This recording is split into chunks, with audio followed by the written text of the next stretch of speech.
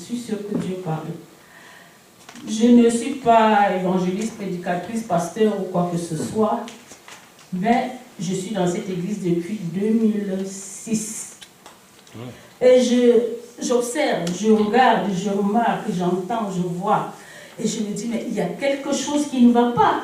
Si vraiment la parole de Dieu est vraie, mais pourquoi est-ce que je vois ce que je vois dans l'église?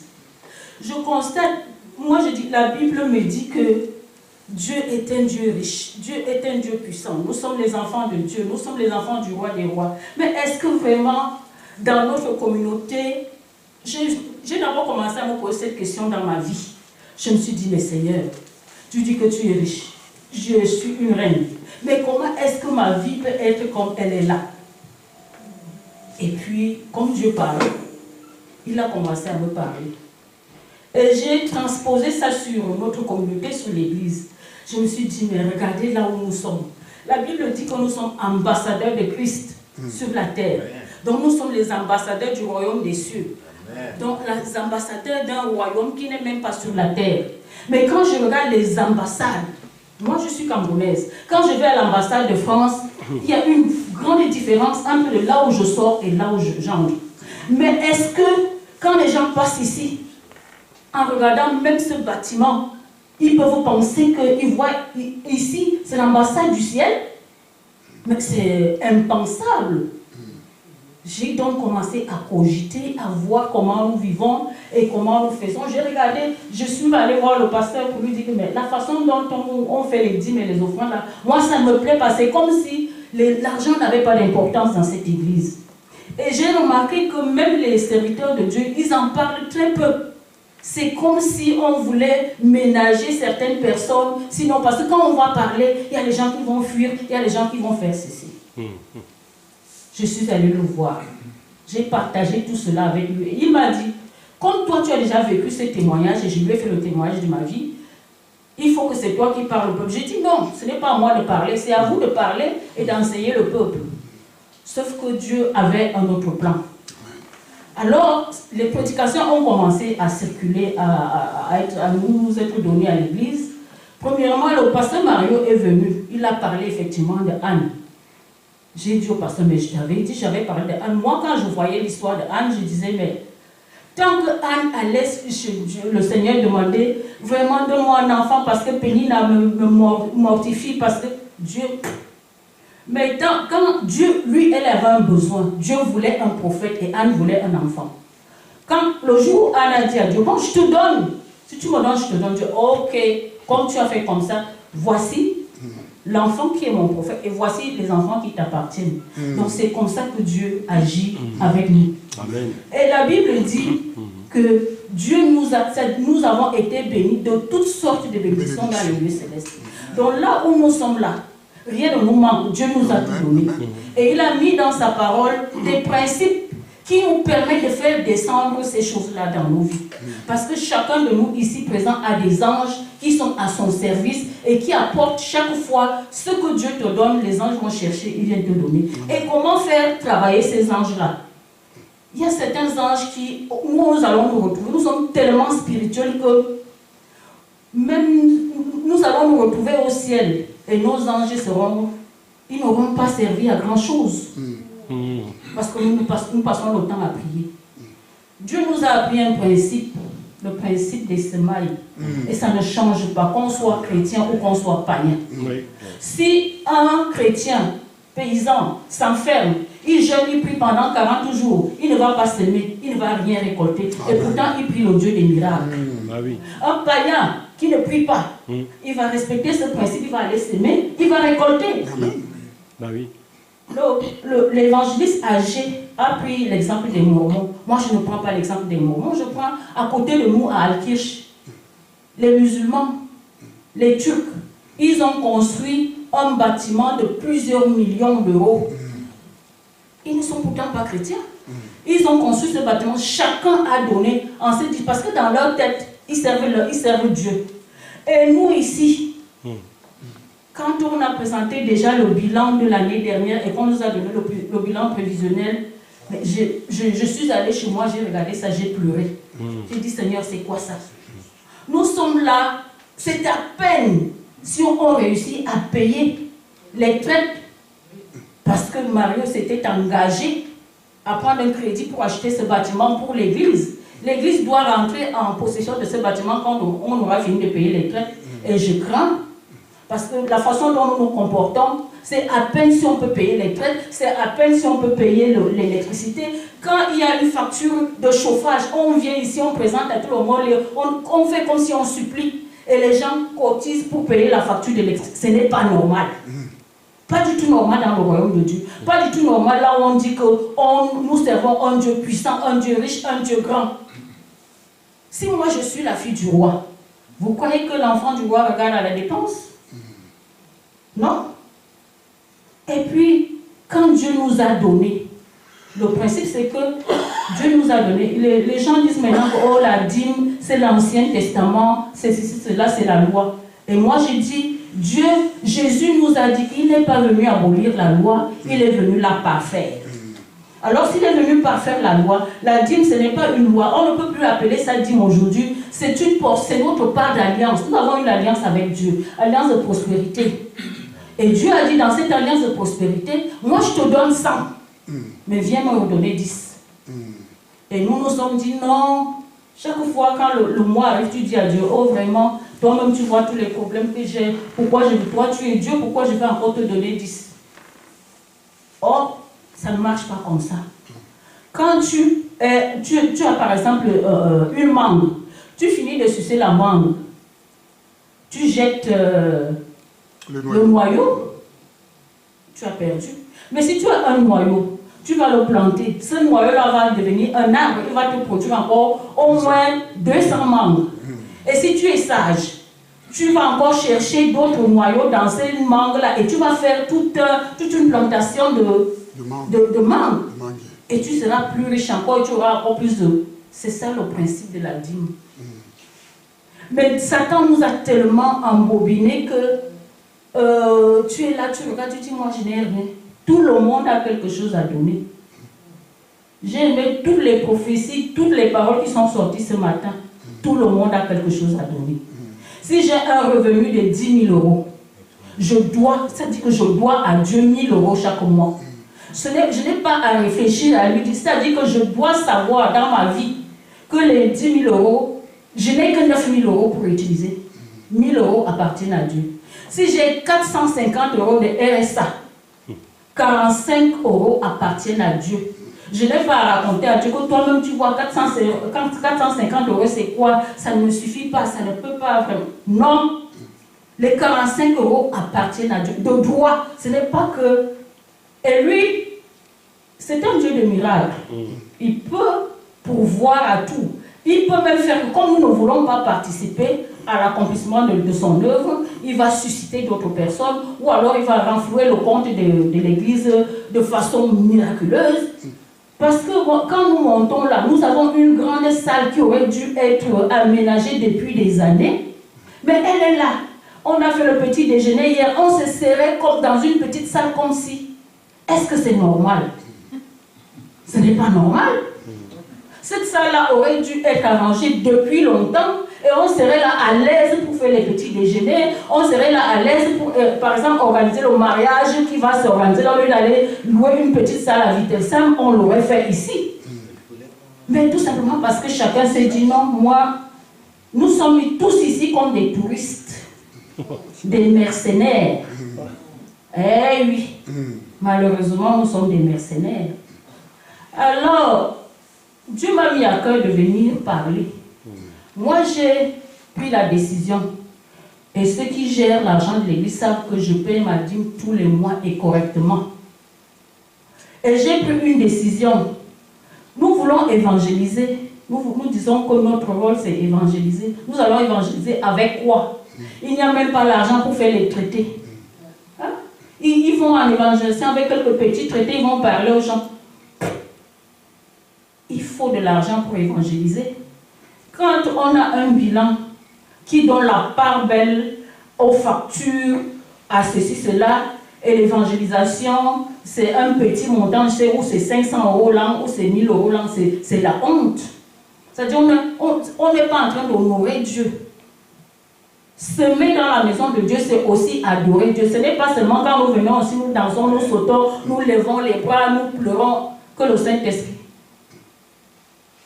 Dieu ne travaille pas avec les pleurs, Dieu travaille avec sa parole. Travaille pas avec les pleurs. Tu peux te lamenter, tu peux gêner, tu peux... Si tu ne mets pas la parole de Dieu en pratique, ça ne sert à rien. Nous sommes tous ici comme des poissons. Jésus a eu besoin d'argent pour payer les impôts. Quand on est venu lui demander de payer les impôts, qu'est-ce qu'il a fait? Il a appelé Pierre, il a dit, va pêcher. Pierre allait pêcher le poisson, il dit, dans la bouche du poisson, tu trouveras de l'argent pour payer et mes impôts et tes impôts. Et Pierre l'a fait. Nous sommes ici tous, autant que nous sommes, pour avoir confessé Jésus, des poissons que Dieu est allé pêcher dans la mer du monde. Et il nous a placés ici, avec chacun quelque chose dans la bouche dont Dieu a besoin. Et nous sommes là en train de retenir ce dont, pourquoi nous sommes venus ici, pourquoi. Réveillons-nous, libérons. Je l'ai fait et j'ai vu dans ma vie, les choses ont catégoriquement changé. Complètement changé. Alors j'ai des témoignages que je ne peux pas donner parce que ça va choquer les gens. Oui. Ce que Dieu dit, il le fait. Il dit dans sa parole, mettez-moi de la sorte à l'épreuve. Pourquoi nous ne voulons pas mettre Dieu à l'épreuve? Pour voir si vraiment ce qu'il dit est vrai. Essayons de mettre Dieu à l'épreuve pour voir si ce qu'il dit est vrai. Ce sont de mener cette petite vie misérable où chacun va, quand tu as un petit problème, tu vas voir Mario comme si Mario fabriquait de l'argent. Il est un chrétien comme toi et moi dans cette église. Il paye sa part de Dieu, mais ça suffit. N'allons plus le voir pour l'incommoder. Nous le mettons, ça dit que là, il fait l'œuvre de Dieu avec tristesse. Ce n'est pas son rôle. S'il est pasteur, allons le voir que pasteur, j'ai tel problème, je veux que tu pries pour moi. Laissons-le. Que chacun mette la parole de Dieu en pratique et nous allons voir ce qui va se passer dans cette église. Vraiment.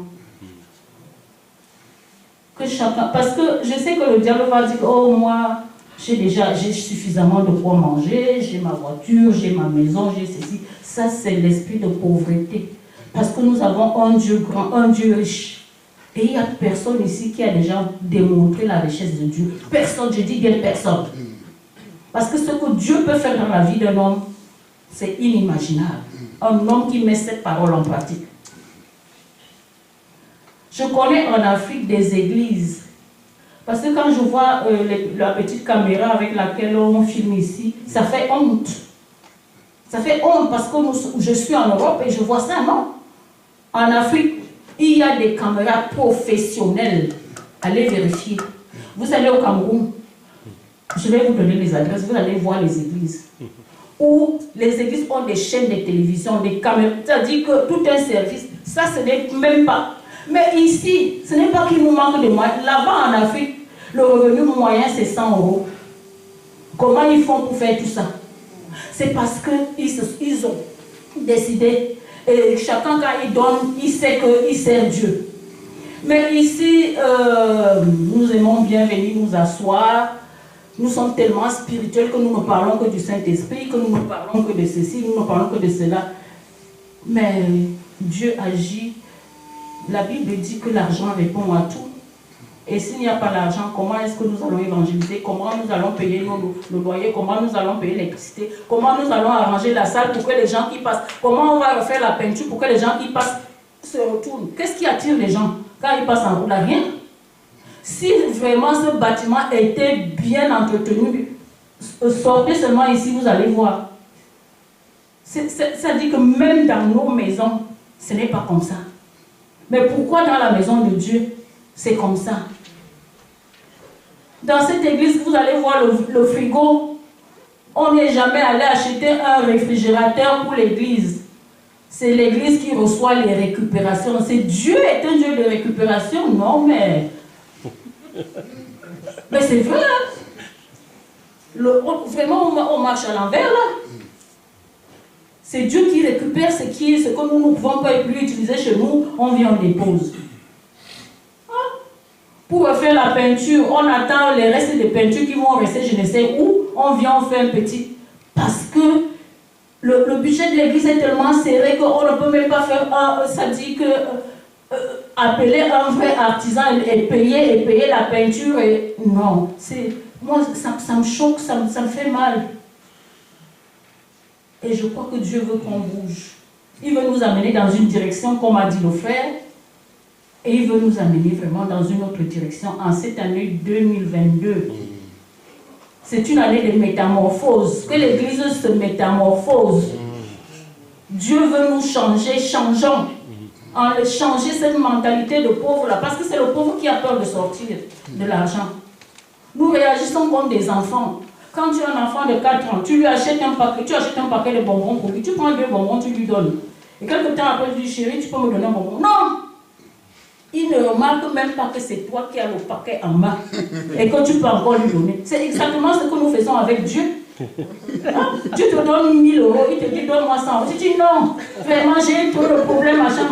C'est lui qui t'a donné les 1000 euros, l'or et l'argent appartiennent à Dieu. Tout ce que le monde a appartient à Dieu. Nous ne sommes que des gérants, des gérants. Et nous gérons très mal. Et nous gérons très mal. Parfois, ceux qui disent qu'ils payent la dîme, qu'est-ce qu'ils font? Ils doivent payer la dîme 500 euros. Il dit, c'est beaucoup, hein. Tout ça seulement pour donner à Dieu. Et même qu'on ne regarde même pas qu'on donne à Dieu, on croit qu'on donne à l'église, ou on donne au pasteur, ou on donne à qui. Bon Seigneur, je donne 300. Tu es en train de voler Dieu. Tu crois que tu voles Dieu, tu ne voles pas. Personne ne peut voler Dieu. Tu te voles toi-même. Tu te voles toi-même. Dieu, quand il nous donne un principe, ce n'est pas que lui-même, il n'a pas d'abord appliqué le principe. Dieu avait besoin d'enfants, des enfants de Dieu que nous sommes aujourd'hui. Il a semé l'unique fils qu'il avait. Jésus a été semé, afin que Dieu, nous soyons tous aujourd'hui appelés enfants de Dieu. Amen. Il a semé un fils, il a eu plusieurs fils. C'est la même chose qu'il nous dit. Semez et vous aurez plus. Et même que la dîme, ce n'est que le début, c'est le B.A.B.A. de la prospérité, le B.A.B.A. de la prospérité. Quand tu as déjà commencé à obéir à la dîme, là tu peux faire le pas qu'Abraham a fait, ça dit le sacrifice. Qui ici peut faire le sacrifice? Je ne sais pas. Commençons déjà par la dîme et nous verrons si nous aurons la force de sauter le pas du sacrifice pour aller plus loin. Ceux qui l'ont compris sont très très loin. Je connais des églises en Afrique milliardaires. C'est-à-dire que le peuple, dans l'assemblée, il y a des milliardaires, le pasteur milliardaire, l'église. Je vois ici, on arrive avec un lot de petites voitures. Et si on compte nos petites voitures, là, si chacun de nous, en sortant de sa petite voiture, peut donner seulement 100 euros pour l'église, ça va faire quelque chose. Mais il y a très peu de personnes qui donnent. Ça fait mal. Rien n'attire les gens pour venir ici. Rien. Rien. Je suis désolée pour ceux que ça choque. Mais je suis obligée de parler. Et vous pouvez demander au pasteur, c'est des choses que j'allais partager avec lui comme ça. Et puis, finalement, le pasteur âgé est venu, il a prêché l'excellence. Le pasteur m'a regardé, il m'a dit que je t'ai dit d'aller parler, tu as refusé. Dimanche prochain, tu dois parler. Et c'est comme ça que je me retrouve ici. Amen. Pour vous dire que ça marche.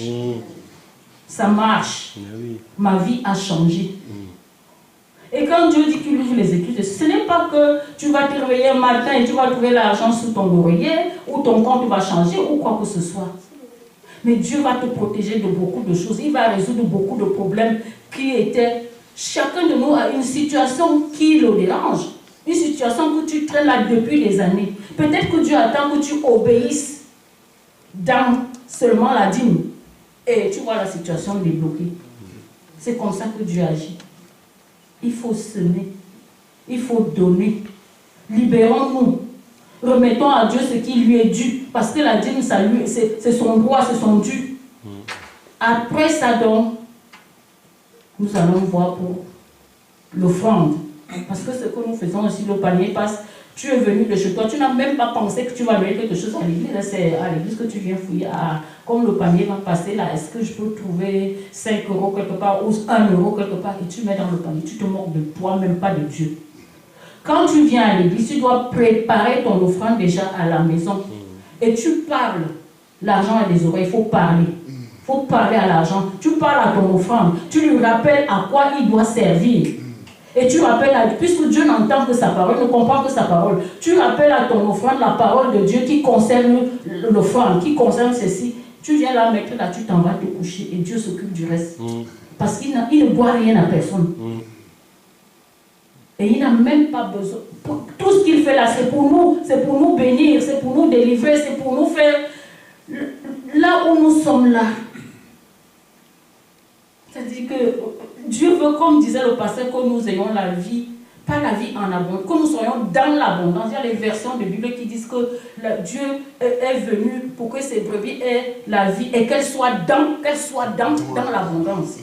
Dieu veut que nous soyons dans l'abondance parce qu'il est riche. Et que si tu dis que tu es un enfant de riche, tu dois au moins refléter la richesse de ton Père. Amen. Mais quand je nous vois, nous ne reflétons pas qui est vraiment le Dieu que nous servons dans cette église. Donc, je suis tout simplement venu vous dire ces quelques mots et que Dieu vous bénisse. Amen. Je demande pardon à tous ceux qui ont été choqués, mais c'est la vérité que je vous ai dit. C'est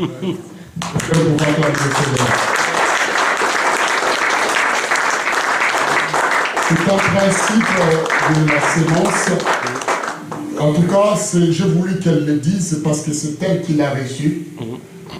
Et elle le dira mieux pour que nous puissions comprendre. Ce n'est pas le mensonge qu'on dit, Dieu n'est pas menteur. Quand Dieu parle, il ne ment pas. Lorsqu'il dit que mettez-moi de la sorte à l'épreuve, si vous ne verrez pas, si je n'ouvrirai pas les églises de cieux. Dieu n'est pas menteur. J'aimerais que nous puissions partir avec cette parole. Genèse chapitre 26. Nous allons lire le verset 1 à 3 et après nous prenons le verset 12 à 14. Genèse 26, de 1 à 3 et ensuite tu passeras 12 à 14. Je vais le lire et ensuite nous allons prier. Je refuse que l'ennemi vienne me voler, me dérober. Nous devions refuser cela. Nous devions refuser l'état d'esprit de pauvreté. Cet état d'esprit n'est pas bon. Max, il est où Max? La pile. Cet état d'esprit n'est pas bon. Dieu est riche et nous correspondons à son Fils Jésus-Christ. Nous sommes des enfants de rois, comme nous avons chanté, de Seigneur des Seigneurs. Nous devions répondre à la hauteur de sa renommée, de notre Dieu. Peu importe les circonstances, peu importe ce que nous vivons, mais nous devions lui mettre en premier. La Bible dit ceci: il y a eu famine dans le pays. Outre la première famine qui eut lieu du temps d'Abraham, et Isaac alla vers Abimelech, roi des Philistins, à Guérar. Je vous explique ce qui s'est passé. Quand on parle de Dieu d'Abraham, de Dieu d'Isaac, de Dieu de Jacob, vous allez comprendre que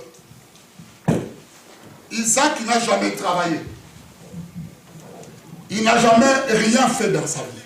Ça, c'est le fils. Il a hérité tout l'argent et la fortune qui était de son père Abraham. La bénédiction a une lignée. Et parce qu'il a hérité, c'est ce qui se passe avec Jésus-Christ. Jésus a hérité tout ce qui est de Dieu pour nous le donner. Vous allez lire cet évangile. Vous allez comprendre que Isaac va faire la même chose que son père. Ce qu'Abraham avait fait, le fils l'a fait aussi. Sauf là, Dieu va l'arrêter. Qu'est-ce qui se passe? En cette période, il y avait une grande famine, comme ça n'a jamais été prononcé sur la terre. Une crise à un niveau que si quelqu'un a quelque chose, il voudrait le conserver pour lui. Il ne voudrait pas le partager. Parce qu'il ne sait pas ce qui va se passer par la suite. Alors la famine était tellement, tout le monde prenait la route, la tangente, tout le monde partait dans des pays où il y avait l'abondance. Il se passe quoi? La Bible dit que Isaac aussi va partir se réfugier vers le roi Abimelech, le roi des Philistins, à Guérar. Continue. L'Éternel lui apparut et dit, ne descends pas en Égypte, demeure dans le pays que je te dirai. Pourquoi Dieu l'interdit pour qu'il puisse descendre en Égypte? Parce qu'Abraham avait fait la même chose. Son père avant lui avait fait la même chose. Quand tu as une famine, comme ils ont cité, il y a une famine comme celle qui était allée au temps d'Abraham. Abraham avait fait quoi? Il est parti en Égypte, il est parti en Égypte pour se réfugier. Mais Dieu va interdire son serviteur. Il va lui dire, tu restes là où je t'ai établi. Là où je vais te dire, là où je vais te planter, là où je vais t'établir, c'est là que tu vas rester. Quand vous lisez cet évangile, parce que je saute un peu pour vous amener à ce que nous puissions aussi prendre un peu le petit verre de crément. Juste pour compléter ce que notre sœur a dit, Dieu va lui dire, demeure là, dans ce pays-là. Verset 12. Allons-y. Le verset 12. Du même chapitre. La Bible dit, Isaac, vous lirez tous les versets, les chapitres à la maison, si vous voulez comprendre. Mais je vous... Isaac s'aimant dans le pays, et il recueillit cette année, le centuple, car l'Éternel le bénit. Est-ce que vous êtes avec moi? Dans la famine, dans la crise, Dieu va dire à Isaac, ne va pas. Même s'il y a la crise, même s'il y a la famine, sème. Sème dans ce pays. La sémence est une volonté de Dieu. Nous savons la parole qui dit, qui sème peu, moissonnera peu. J'aime beaucoup. Je vais vous donner. Quand quelqu'un sème 0 €. Je rigole 0. Parfait. C'est une bonne sémence. Dieu va venir et va dire, je vais multiplier 0 € fois 3000. On est des mathématiques, des mathématiciens. Hein? Il dit, ah, mon fils savent semer 0 €. Mais je vais le multiplier par 3000. Parce que la bénédiction est là. La bénédiction va venir descendre sur 0 €. Prenez 0 € multiplié par 3000, vous avez quoi? 0. Ah, mais moi je croyais 3000. Non, mais parce qu'il y a des gens qui attendent 3000. Hein? 3000 €, merci Emmanuel. Il y a des gens qui attendent comme ça. Ils ne savent pas, mais ils attendent que Dieu puisse donner les églises de cieux pour dans leur vie. Ils ont besoin de doubler tout le monde dans la bénédiction. Mais ils n'ont pas mis dans la terre. Et ils attendent à recevoir. Isaac s'aima dans ce pays et il recueillit cette année le centuple car l'Éternel le bénit. Continue. Cet homme devint riche et il alla s'enrichissant plus en plus. Jusqu'à ce qu'il devienne fort riche. Là, je suis pas. Moi, ça me dépasse. Pas assez sonné, alors. Il devient d'abord riche. Et Dieu le bénit. Dans la crise, il sème, il devient riche. Dieu le bénit, il devient de plus en plus riche. Là, quand il parle, Neymar à côté, c'est rien. Mais ce qui est fort, vous ne connaissez pas la hauteur et la grandeur de notre Dieu. Toutes les richesses, il a mis à notre disposition. Amen. Amen, amen. Il attend simplement que tu fasses un pas. Bien-aimés, nous fermons nous-mêmes les églises de cieux. À cause, nous regardons notre situation. Nous regardons notre façon d'être. Nous regardons notre petite économie. Nous regardons la manière. Dieu est ton économie. Alléluia. Il attend pour le fructifier. Mais là, la Bible va dire, ce n'est pas moi qui le dis, nous lisons tous. Et cet homme, j'aime bien parce que la personne qui parlait là, il était aussi en colère. Parce que quand il a dit, il a dit, cet homme devient, il s'enrichit, mais fort riche. Fort riche, ça veut dire que tu atteins les dimensions que personne n'a jamais atteint. L'excellence. Est-ce que vous êtes avec moi? Vous atteignez l'excellence. Fort riche. Comment on parle aux gens? De quelle manière devons-nous vivre ces choses-là? Dieu n'est pas un mendiant. C'est vrai qu'il a dit, des fois quand moi j'arrive, vous savez, je vais vous donner un témoignage simple. J'étais parti à une église quelque part, je ne donne pas le nom. Un jour, j'invite ce pasteur ici. Il voit la boîte de l'offrande passer. Je peux vous dire que, je ne sais pas, il était choqué. Il est venu me voir. Il me dit que vous donnez les offrandes chez vous. Tu ne m'aurais pas dit. Et il me dit, vous êtes tellement dans le besoin, comme ça. Moi, je le regardais comme ça, je dis, qu'est-ce qu'il est en train de me raconter? L'offrande fait partie de qui? Je pose la question, chez toi, tu ne parles pas d'offrande? Je me dis, mais Daniel, je t'ai invité, est-ce que tu as déjà vu nous donner l'offrande? Non. Le peuple de Dieu a pris conscience qu'ils doivent donner à Dieu. Vous savez ce qui se passe? Tout le monde donne par virement. Il a dit, mais on a beaucoup d'argent. On ne manque de rien. On aide même. J'avais fait appel au don à cette église-là pour l'enterrement de Jean-Michel. Et il m'a dit, t'as combien, besoin de combien? Ils ont sorti un chèque. Quand moi je disais au pasteur, essaie de voir si on peut contribuer pour faire. Lui, il a fait un chèque de 2500 €, même pas mal. Nous, on a complété. Vous savez combien ils sont dans cette église? Une quinzaine. Ils sont 15. Vous n'allez pas croire, ce n'est pas une grande église. Mais ils sont à l'abri. Parce qu'il m'a dit, moi j'ai fait comprendre aux enfants les secrets de la bénédiction. Et ils ont compris. Et tout le monde participe. Tout le monde vient et il donne. Parce que c'est vrai, cette salle, regardez devant la peinture. Chez vous, quand vous allez chez vous, est-ce qu'on ne fait pas des travaux? Chez vous, quand vous avez la peinture de la salle de bain qui tombe et qu'il faut... Est-ce que vous ne changez pas les meubles, vous ne changez pas les trucs, vous changez aussi? Ça, c'est la maison de Dieu. La façade, ça fait des années qu'on voudrait le refaire. On remet toujours, on remet toujours.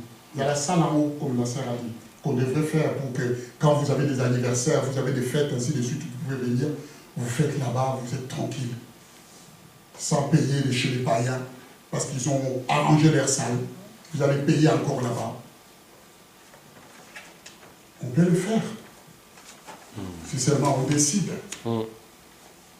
Ce n'était pas vraiment ma prédication que je voulais donner ce dimanche. Mais c'est parce que Dieu a parlé. Moi, je suis sensible quand Dieu parle. Et je laisse l'Esprit de Dieu s'exprimer. Puisse le Seigneur, notre Dieu, vous fortifier au travers de cette parole. Que vous ne voyez pas comme une pression qu'on vous met, mais que vous voyez cela comme une bénédiction. Faites juste le pas, à votre rythme, et voyez les choses. Après, si Dieu ne le fait pas, là on peut lui traiter des menteurs. Alléluia. Ouais. Mais la Bible dit, Dieu n'est pas un fils d'homme pour... Mentir. Il n'est pas non plus un fils d'homme pour... Ce qu'il dit, sa main droite a le pouvoir et la capacité de la... Mettons-nous debout.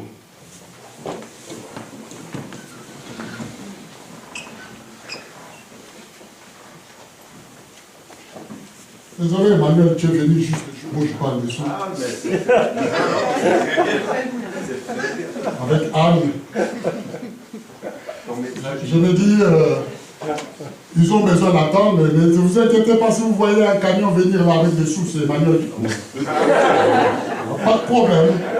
Nous, on va l'accueillir. Amen. Bien, évangéliste, bien clôturé. C'est toi qui étais président. Je vais juste rajouter Oui. que Anne, quand elle a laissé son petit Samuel, on ne parle pas que c'est Élie, hein, c'est ça? Élie, il n'a pas été capable de vraiment bien élever ces deux grands garçons. Oui. Et je trouve que Anne a vraiment été choisie. Elle était vraiment très chouette et très obéissante surtout parce que laisser son petit à un homme qui n'était pas capable, c'était des ados, même des jeunes garçons, je crois, qui n'étaient pas géniaux du tout. Ah non, non, il faisait des conneries, trop de conneries. Bravo Anne. Et voilà pourquoi Dieu voulait changer.